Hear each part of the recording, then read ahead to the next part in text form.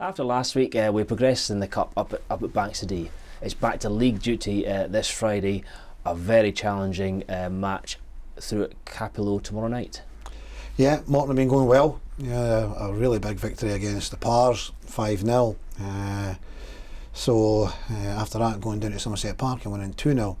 And they gave Motherwell a very good game in the Scottish Cup last week, taking them extra time and a long way in extra time. So I'm sure they're playing with a bit of confidence now, which will make it even more difficult. We had a difficult game down there at the beginning of the season. We won, but there wasn't a lot in it, and we came under a bit of pressure in the game.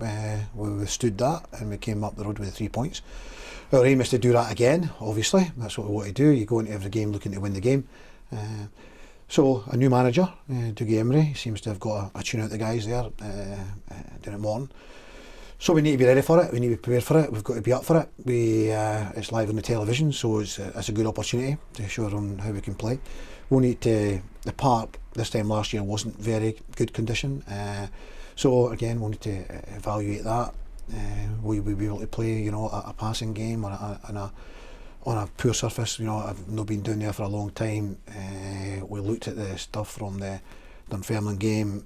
Park looked okay, to be fair, but looking okay and actually getting on it and seeing how it is two different things. So we need to assess that as well.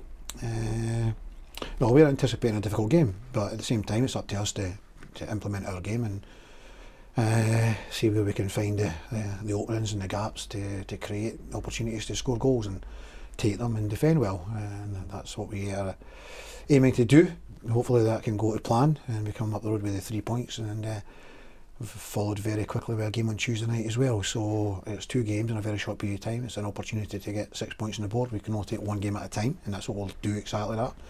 But the game coming up very quickly after it is a great opportunity to, as I say, to put a few points on the board, and just let's see what happens after that with the games at the weekend and where we sit. But we can only look after ourselves, and that's exactly what we aim to do. Yeah, some would say great preparation last weekend. Tough match up at Bankside and a win to get us back on the goal scoring trail, as well as it getting us back on in the habit of winning. It also has got us a draw at Celtic Park, so a lot to look forward to in the next few weeks, particularly the game at Celtic Park. Yeah, well, of course it was it was a more difficult game. We made it a more difficult game by not killing them off. We should have killed them off very early in the game. But I look at obviously the other games as well. You look at Aberdeen. Aberdeen go 3-0 up against Edinburgh City in the first half, and they don't score any goals in the second half. It's still 3-0. And, we won 3-0. We scored 3 goals late. It's the same. It's the same. Arbroath beat Darville 3-0. If you look at the stats, they're very similar. Against kind of similar opposition of a standard. So we'd have loved to have went there and scored more goals. We created opportunities, and we actually played very well because they were well structured, and they were difficult to break down. But the chances were there. And of course, if we had done that, they might have got a little bit deflated. But I was really, really pleased with the guys that came on, even very late. Matic in particular. Aidan Conley came on round about the hour mark, but Matic came on very late, made an impact. And there was a lot of good performances, throughout the whole game. So it gets us back to winning ways, as you said there. We want to build on that. We need to take some confidence and belief from it without getting carried away, because obviously, with the greatest respect, that they're from a lower standard, and we're going to go back up now to championship level, and we need to be prepared to play at that level and beyond. And you're right, so it gets us another away tie to Celtic Park. It was nice to go there the last time. It'll be nice to have our fans there, I'm sure they'll appreciate the chance to get it, Celtic Park, to go there, support your team there. Probably been a long time since that's happened. Yeah, I mean, in the Scottish Cup, I don't think we've had great draws. Away to like Falkirk, away to Bankside, now away to Celtic. It'd have been nice to have got a home game. But for the finance director, he'll be rubbing his hands. We were both, myself and Paul, were at the game last night to learn a little bit about Celtic and their new players. They've got a lot of new players, and first opportunity to see some of them. The boy Riley, and again the other. Ange has got his hold on the Japanese market, and he's bringing players from there, and everyone's been, rating them very highly when you hear the radio reports and what have you, when you get a chance to see them. So it was good to see one of them last night. So good players, very good players. And Celtic played very well, and when you go on to Celtic Park, you know, it's a bigger park, probably even a better surface than Tynecastle last night, and Celtic are it can be an awesome task. But nonetheless, you know, if they were to, they've got some injuries right now. You know, some of their better players are probably not going to be available for our game, i.e., you know, Callum McGregor, Turnbull, Kyogo, who I don't know when he's going to come back. You know, he might be back. So it's it could be a real good opportunity for us. We've got to try and keep our team going. If we can get some wins, get some confidence going, more confidence going, get a little bit of momentum ourselves, and go there in good form, then it. Who knows? We can maybe pull off a shock. Yeah, and of course, as you alluded to there, as soon as the names come out of the hat, you know, us at Celtic Park, and we're at the end of January, talk immediately and thoughts immediately go to transfer window. You know, what will be happening. I'm led to believe there's nothing imminent incoming on transfer wise. Do you see that changing before the end of the window? Hard to tell. You know, there is nothing, sorry, as I say, imminently, you know, so we're happy with the 3 guys we brought in. I mean, you know, we brought them in early, they're still got to be paid for, you know. Obviously we've got, well, the football club has got, you know, money, but we've spent a lot of money actually putting this squad together, so, I mean, I don't know all the finances, details, you know, it's not my remit. I'm happy with what we've got. If there's an opportunity that arises at someone that, you wouldn't want to miss out on, then, you know, the club's been very good so far, so that may happen, but I'm not guaranteeing anything, you know, as we speak. Yeah. And last time we spoke, we asked about the progress of Brad Spencer. I understand he's had a visit with a specialist, and also a progress report on Ethan Varian. Yeah.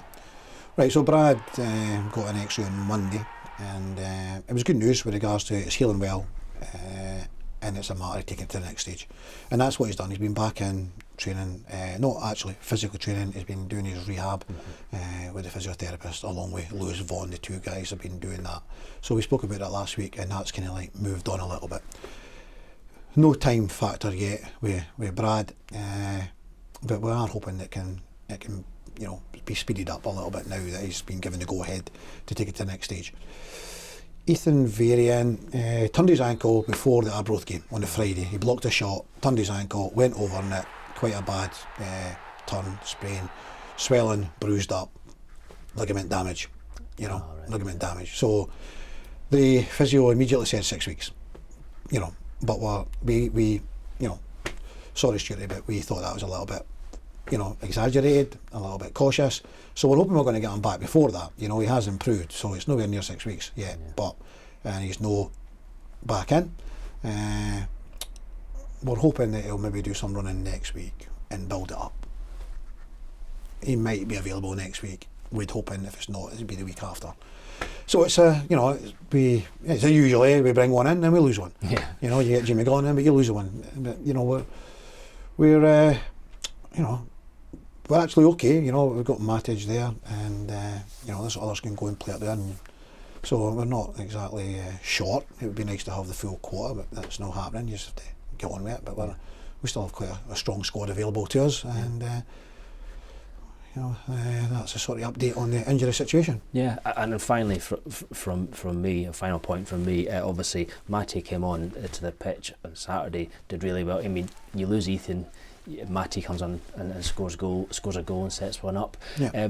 It's a great chance the next 2 league games certainly to get some momentum back up and running again off the back of the cup run. Well, that's what we're trying to do. Yeah, Matty's great. I mean, Matty's attitude is fantastic. You know, it was very late in the game it went on. And I've seen players, not necessarily at this football club, but I've seen players going on for a few minutes and like they would have went a couple of minutes. What's the point of going on? You know, but Matty's attitude is absolutely different class. You know, it was only a few minutes he went on for, but what a difference he made in these few minutes. You know, as you said, he scored a goal and made a great run, passed it perfectly for Aidan Connolly to go into it, and Aidan just kind of like just swept it across into the faraway corner and off the post. So what an attitude, what a great attitude, you know, because you know, as I say, I've seen players, you know, like whether it's been in other clubs or on television or whatever, going on for a couple of minutes and they're going, oh, why am I going on for a couple of minutes? You know, he made the most of that time that he was on the pitch, and he showed a great attitude, and he showed a great example to the younger players and to all the players, but to younger players as well, that you know, that you've got a job to do, so go on that and try and make the most of the time that you've got available to you. So he's a great player, great guy to have. You know, his attitude's fantastic, and he always works hard all the time. Delighted for him to get that goal. You know, it was East Fife the last time before he had, you know, his last goal. So it's a long time. So delighted for him, and hopefully it gives him a lift. He's been doing well in training. So, you know, hopefully that sort of attitude rubs off on everyone else as well. Yeah, good. Glad to hear it. Thanks for that, John, and good luck. Thank you.